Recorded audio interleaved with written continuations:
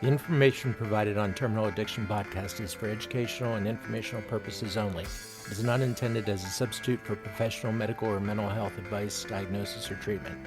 Always seek the advice of your physician, licensed therapist, or other qualified provider with any questions you might have regarding medical or mental health condition. Never disregard professional advice or delay seeking it because of something you heard on this podcast. The views and opinions expressed by the guests, the hosts, are their own, and they do not necessarily reflect those of any affiliated organization or institutions. While we strive to provide accurate and up-to-date information, we make no guarantee regarding the completeness, reliability, or applicability of the content discussed. Listening to this podcast does not establish provider-patient relationship. If you're experiencing a medical emergency or mental health crisis, please contact emergency services or crisis line immediately.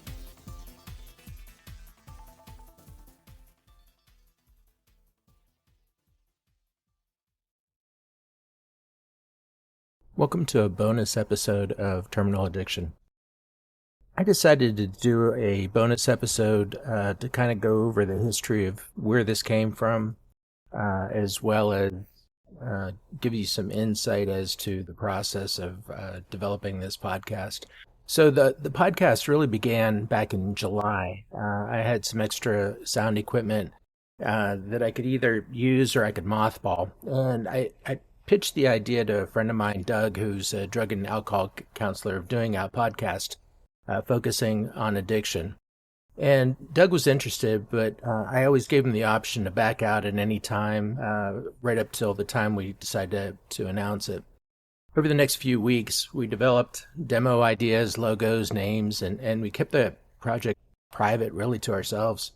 My son, who's a punk musician, came up with the idea of the name, and it just kind of stuck with me. A website and social media account were created, and they were activated, but I didn't promote it yet, so I wanted to develop the idea farther. We set an announcement date of September 1st and a go-live date of October 12th, but before the announcement, we consulted some friends of ours that we trusted to refine the concept a little bit. After we talked to them, we officially launched on September 1st.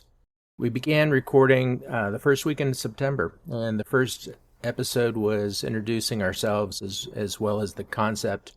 And then we focused primarily on sobriety as early challenge in the second episode. And around that time, I contacted a friend of mine who I've known for a few years, Jennifer O., from Inspiring Sobriety, for a potential interview, and she and I had communicated back and forth. And after reviewing episode notes, I decided that she'd be a good fit for this second and really bonus episode. And that's where we're going to go from here. Is we're going to talk a little bit to Jennifer O. Hello. Hi, Jennifer. It's Paul. How are you? I'm good. How you doing? I'm doing well. You know, even though we've never met, we've never talked on the phone, I mean, it just seems like we're old-time friends. Oh, that's so sweet. How are you doing? I'm doing well. So, Cool. I think you got my notes. Yes. Tell me a little bit about your trip from sober house to CEO. Okay, gotcha. And then are you just taking notes, or is this isn't recorded, right? I am actually recording. Okay, awesome. That's even better. I find comfort in chaos. Good. And I'm used to doing things on the fly, but I think people that struggle with addiction are pretty smart people. We just have to use our powers for good instead of evil. Sure. But anyway, yeah. So, okay. So from, what did you say? From addiction to CEO? From sober house to CEO. Sober house to CEO. Okay. Yeah. So basically my story is I grew up in very much middle class family, Christian, kind of white picket fence, not a lot of money, but always I had a good background. I was fortunate that I actually had really good parents and really good family, no history of addiction or anything. So lucky me, I started that. I started the trend. Sure. Hopefully I'm ending it too. But anyway, lived in Chicago did everything right, got married young, I actually got married to a police officer, and I was a 911 dispatcher. Oh, wow. Didn't drink or do any drugs or anything. I got my criminal justice degree, and so it was due to some personal things related to like being able to have a child. The marriage didn't work out. Mm-hmm. And it wasn't my choice, but it didn't end the way I thought it would. I was pretty young and already had my first divorce and couldn't have any children that I was aware of. So that's kind of where my addiction started, as I was like late 20s, and he had moved on and married somebody else already, like literally within months of our divorce. And that's when I had a lot of time on my hands, because I had left the 911 center, was working a small business, and I started going to the Riverboat Casino that was near our house. Right. Didn't realize I was going to have that addiction gene. Started drinking, started doing drugs, started gambling, just you name it. I mean, I did it all. And it came crashing down pretty fast after that. So I really didn't start my addiction except into my late 20s. So once I pretty much lost everything that I had gotten in the divorce, I was like, I need to get away from this area and just start over. My family moved to Charlotte, North Carolina, quite a few years prior to that, and for my dad's job. And I was like, I don't really have anything left here. Mm-hmm. So I moved to Charlotte on a wing and a prayer after going to, I believe it was similar to a Celebrate Recovery meeting. I can't remember the actual name of it, but I sat next to this man, and at the time, the really big problem I had was gambling. Actually, I didn't think the drugs were a problem. I thought it was the gambling, but I sat next to this man, and I didn't know him, and he just said, "It's nice to meet you." And he said, "All I can tell you is no matter where you are or where you've been, always go home." Mm-hmm. And he was a compulsive gambler. Like, out of all the things he could have had, he happened to have it was very odd. Sort of one of those angel moments. Like, I felt like when I left the meeting, if I turned around and looked, he probably wouldn't be there. Like one of those angels that appears. But anyway, when he said that to me, I thought all of my family's in North Carolina. I got in the car and I called my mom and I told her everything, because I had hid everything from them for a long time. I was really good at hiding stuff. So she said, she's like, come on home to Charlotte. That's where your family is. So within 2 days, I had the U-Haul packed up, went out there, started over, was doing good, was in real estate. But then I kind of started dabbling in the party scene, alcohol and cocaine and stuff. Mm-hmm. I was functioning though. And then I found my second husband. We got married, but we knew we were going to probably have to do fertility treatments because of my past with that. So we started fertility treatments right away. And my addiction was in remission, I guess you could say, because I was so focused on getting pregnant, that kind of took up my time and I always have to have something to obsess over, I guess. So my question for you is, were you miserable during that time? During the time when we were trying to get pregnant? The time that you were sober and not doing anything and really hadn't gone through any treatment?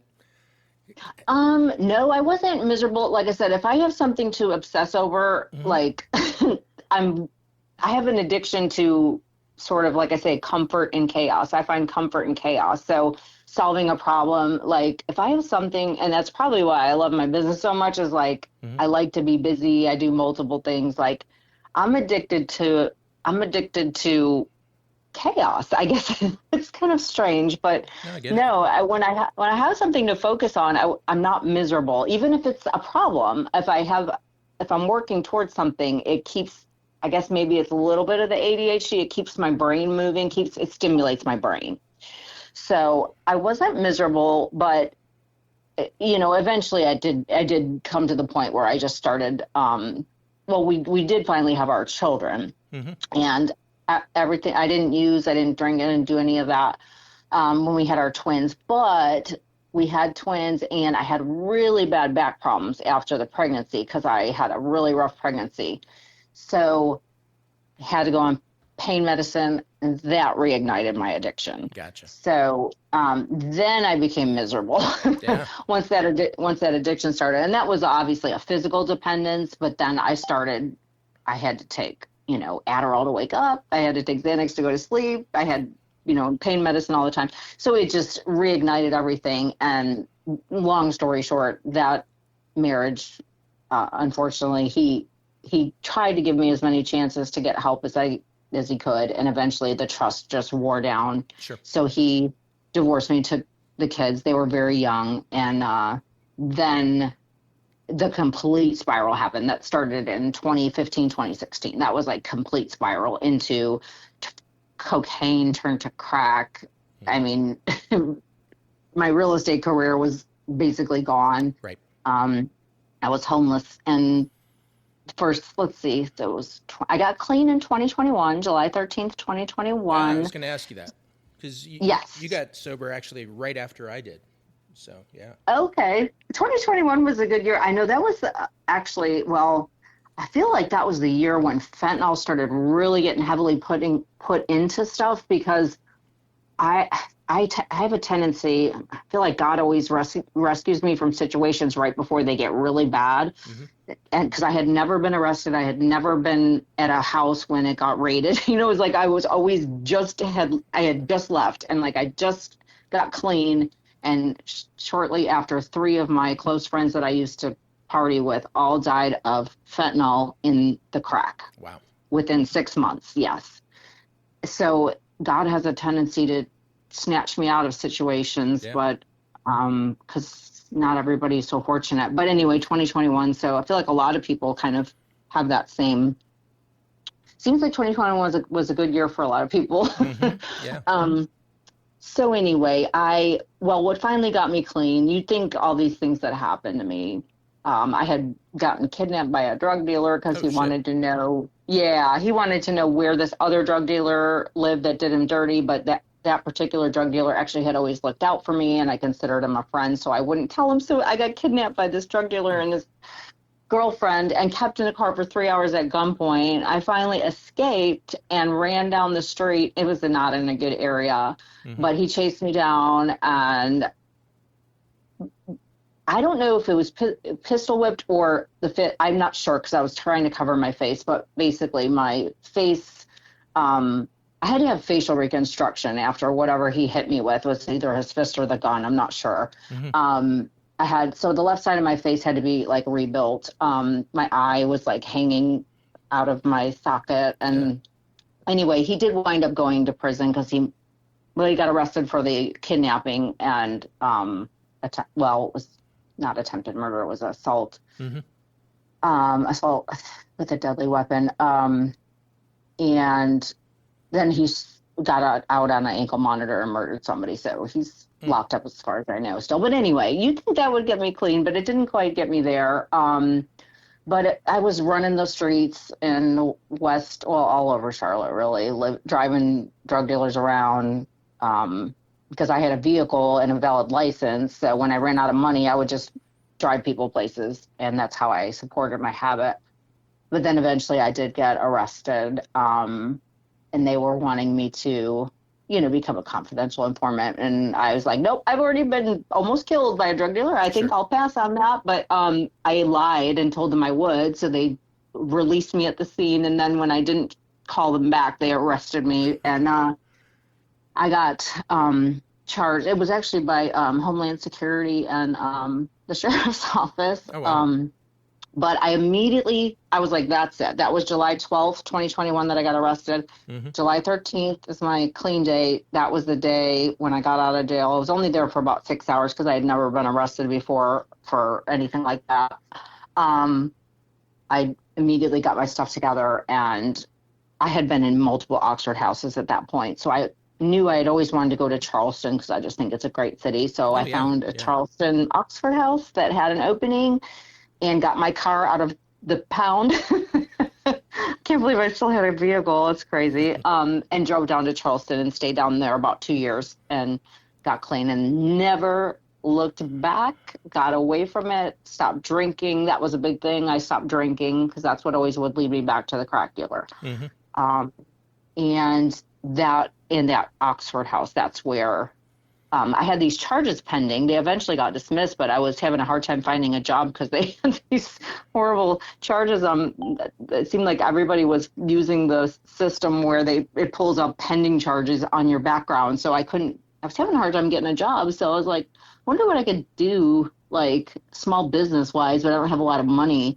And then I found the print on demand business model, Mm-hmm. started a Shopify store and an Etsy shop. And they said, well, you got to have a niche. If you're going to do t-shirts, you got to have a niche. And I thought, well, for sure I got a niche. Sure.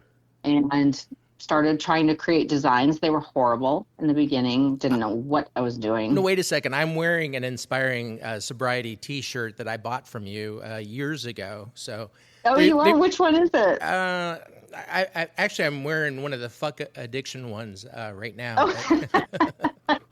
That is one of my original. Well, at first, so I started doing my own designs, and I would try to do Facebook ads. I wasn't selling anything, and I thought they were fantastic. But looking back, I was like, but there was a point which I was desperate because I didn't know how to do designs, and I knew what I wanted it to look like, but I couldn't create it. So I had, for a while, it was a several month period where I had a guy in the Philippines who was doing my designs for me, and I'd pay him. I think the one you had was one of his, like the distress texture. Mm-hmm. Because I had no idea where do I find the stick figure for the so but then that was getting expensive, so I was like, I have to master design, I have to figure it out. So I wound up figuring it out and watched every YouTube creator video I could, found the right platforms, the right software, the right everything, and finally it was like, I think it was like early 2023 is when it all started to actually start working. I was like, oh my gosh, I'm actually doing it. So I've just been building it ever since, and my customers are amazing. I know I don't print them myself. I own the company, do the designs, and do the marketing, but I work full time. I since got a job full time. I work full time as a peer support specialist on the post overdose response team. Yeah, we talked a little bit about that chatted back and forth last week about that. Yeah. Yes. That's great. Yeah. So I work, for the EMS, my county EMS where I live, which is north of Charlotte, not in Charlotte, because that still triggers me a bit, but north of Charlotte. There's 3 of us in peer support, and I absolutely love my job. So this way I can work with people in recovery one-on-one, get them to meetings, go to Celebrate Recovery, but also have the business on the side. So I'm pretty much working all the time, but I love it. Having a EMS background, I saw that and I'm like, oh, I love that idea because, as many drug overdose calls as I got over 10 years, man, it would have been so nice. I started in Youngstown, Ohio. Oh, gosh. Yeah. And it would have been great to have something like that. And we didn't, during the 10 years that I did it, we never had that kind of stuff. By the way, wow. I did order a T-shirt this morning, bright and early, so you probably haven't seen it yet. But well, I'm sitting down to do all my custom designs right now. I see your name. Let me see which one you ordered.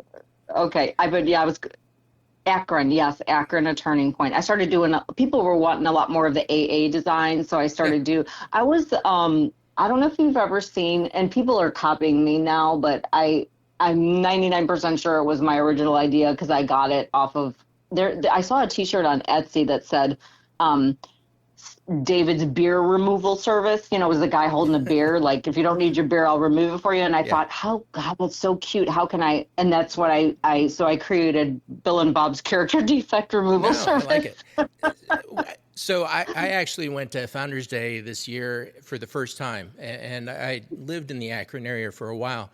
And it was impossible to get a T-shirt there. So when I saw that, really? I'm like, okay, I've got to have something that shows Akron, Ohio. So I really like that. That's cool. What was it gonna? So when you said you went to Founders Day, they didn't have a lot of T-shirts there? So where they had the meeting at, it's on a arboretum, and they only sell their own T-shirts there. So the Founders Day Oh, organizers, they were selling theirs off-site. I never went there, and anyways, I okay. came home without a T-shirt, and I'm thinking, ah, shit, I need to get a T-shirt. Oh, oh, So that's cool. Well, so my website's inspiringsobriety.com. You know that I obviously, but do. I'm in the process of trying to get my vendor license for AA and NA. They Oh, only like NA, you can like sometimes when I post stuff on Facebook, people are like, "Oh, you're violating the 11th tradition." I'm like, apparently you don't know that NA and AA actually have vendors they allow right. people, but I have to be careful about using any kind of logo or certain things. But once I get my vendor license, like NA Wares is a good company. They do the NA stuff. But what's interesting is even though I don't have my vendor licenses yet, a lot of the larger AA and NA groups, I'll get their convention t-shirts from me. Oh, no kidding. Yeah, and they like there's one guy in Milwaukee, he stocks his shop with all my stuff, the AA Milwaukee group. Mm-hmm. So, and they do the Bill and Bob stuff. So they love it. They don't think it's a violation of the 11th tradition. Yeah. Hey, But, I've got theme music for you. Let's see if you like it. If not, then next time we oh, talk, I'll get you different theme music. oh, cool.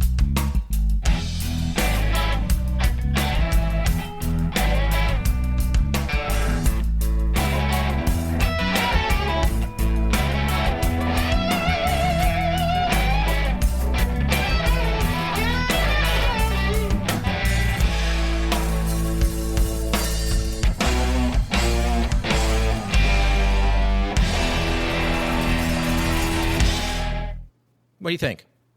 I love it. In fact, interestingly enough, I'm working on an Oxford house design for these guys. They want it, they're in Nebraska, and they Yeah. want it to be like a rock and roll theme with like rock and recovery with Oxford in uh, the, I forget the name. I gotta look at I'm doing a map. So it's gonna have like a map of the map of Nebraska with where Yeah. the houses are located and stuff like that. But anyway, Oh, they very want cool. it. So that was I'm in rock and roll theme right now, working on a custom design. Yeah. I mean, if you want something harder, we got harder too. So, but Oh no, that's perfectly fine. I'm not a heavy metal person, okay. but I can design anything. Yeah. Yeah. Love your designs. So Oh, earlier when you were talking about gambling, it was kind of ironic because I'm a therapy dog handler, and we just did the national convention for Gamblers Anonymous, and it was so really? yeah. It was in Columbus this year, and they asked us to come back next year in Nashville, and it was so different from an AA meeting. You walk in and it's being sponsored Really? by all the casinos and by FanDuel and everybody else. And Oh I'm my like, gosh. oh, Listen, I can't even look at a slot machine without like breaking out into a rash. yeah, it was kind of wild. I mean, some of them were providers, some of them were treatment centers, but there were a lot of addicts there too. And I'm like, okay, really? Is this okay? Whatever. Oh my gosh, that's cool. Yeah, I do need to. I have had some requests for Gamblers Anonymous stuff, and I had Mhm. some cool ideas but I haven't got to put it out yet. Oh my gosh, the summer's been pretty busy, like in a good way at the EMS though. Yeah. So it's like I have a list of custom design ideas that I need to get to, but and that's the one thing I customize for free. I don't charge people unless they just want the design file. Uh-huh. Like I charge like $25 for a design, but like if they're ordering stuff, I don't charge for customization. I do all my own customer service. I like people can, you can customize with your sobriety date, Hmm. free shipping, installment payment. Like I do it all. Like I literally am just a one-stop shop and just try to make it. Have somebody that makes medallions for me that get delivered by Amazon. Hmm. Um, but we have been a little slower getting the orders out this last month or two because of Overdose Awareness Month, National Recovery Month, and convention season. Sure. But normally orders are shipped in like 2 days and arrive pretty quick. So I can't wait to get through the backlog because right now I'm like number one on Google for the number one recovery clothing brand. When you Google clothing brand Hmm. for recovery, I come up number one organically. Yay. So I need to make sure I don't lose that spot. But if you ever message or email or go to my website or chat, it's always me. It's never AI. There are instant answers, but if you need a person, you will always get me on the phone or on email or on text message. Like, I am boycotting AI. Well, funny you mentioned that, because I don't know if you remember this, but about a year ago, I got up like at 4:30 in the morning. I thought, I'm going to send you a message. And at 4:30, you answered me back, and I'm like, "What the hell are you doing up at 4:30 in the morning?" And I have an addiction problem. I'm addicted to my business. no, I get it, totally get it. Well, this has No, my been. customers are like my world. I I appreciate you, know, Paul, I so know. much. I really do. Well, this has been wonderful, and we are certainly going to be talking again. And we've got your theme music, and at some point, you and I are going to sit down and talk about brand stuff too. Once this takes off a little bit, then we might get some T-shirts and hats and stuff from Cool. you. So Well, I will promote it. If you can send me whatever. I yeah, got up to 40-some thousand Facebook followers oh, now. that's great. It's growing pretty good. Yeah. So Yeah, I'll promote your, if you could send me whatever, I can yeah. promote it on my page. No, I appreciate that, and yeah, I'm probably like customer like number 6 or something. I don't know, but I know you are. That's what's amazing. But yeah, well, so I have 25,000 customers, but on my Facebook actual followers, it's like 43,000. But like wow. customers, I have 25,000. But yeah, you are probably like number 6. That's amazing. That's amazing. I love it. Thank you so All much. right, I thanks. can't tell you. And we are going I'm to be so talking again soon. I'm going to send you a copy of this once I get it all mastered together. I did put it together with kind of a history of how the podcast came together. It kind of fell in my cool. lap. Once I get all that edited together this afternoon, I'll send you a copy of the whole thing. But it's going to be airing on October, I have it written down, October 26th, I believe. So, yeah, Awesome. we've got 4 episodes already recorded, and we're doing 2 more tomorrow. And then Thursday, I'm leaving for Alaska, and I'm going to be gone for a couple weeks. So, Oh, I'm jealous. I've always wanted to go yeah, there. yeah, Well, it's going to be great. that's awesome. Yeah, so you know the website, inspiringsobriety.com, and then to follow me, I do recovery comedy, so follow me. It's facebook.com/inspiring sobriety, tiktok.com @inspiring sobriety, and the only one that's different is the Instagram. There's a 13 at the end, inspiring sobriety 13, my lucky number. I Thank don't think I you. ever noticed there's the 13 at the end, but of course I've followed you on everything forever. So, On Instagram, there is, but on everything else, it's just Inspiring Sobriety. I was able to get that. I don't know how I got it, but yeah. trying to make it a household name. All right. Well, it was so great talking to you, and we will be talking Thank you, again Paul. soon. Thanks. Awesome. Thank you. So proud of you. Bye. Thanks. Bye.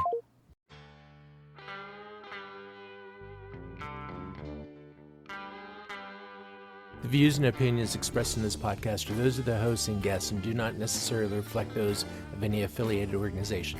This content is for informational purposes only and is not intended for professional advice. Thanks for listening. If you enjoyed today's episode, be sure to subscribe, leave a review, and share it with a friend. Until next time.